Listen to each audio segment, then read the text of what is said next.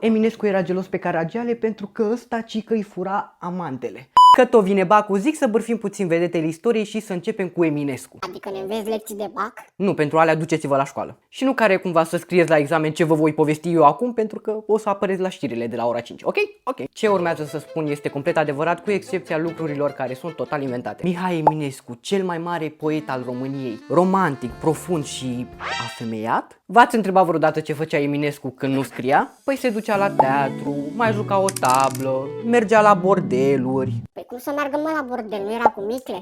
Ba da, dar pe om nu-l interesa. Cum lua un ban de la convorgiri literare? Pac! Se ducea și îl spărgea cu o blondă la rândunica. Ăsta e un cuibușor pe care îl frecventa el. Dar de ce cu o blondă? Nu știu, pur și simplu avea o predilecție pentru blonde. Mihai, n-aveai mă o blondă acasă care nu mergea cu Caragiale după ce termina cu tine? Că tot veni vorba despre Caragiale, ci că Eminescu era gelos pe Caragiale. Păi de ce? Că unul scria poezie, altul teatru, proză? Dar cine a zis că era invidios pe plan de carieră? Nu, Eminescu era gelos pe Caragiale pentru că ăsta cică îi fura amantele. Oare eu fi furat-o și pe Veronica? Sincer, dacă Bacu s-ar da din bârfele astea, cred că rata de promovare ar fi de 100%.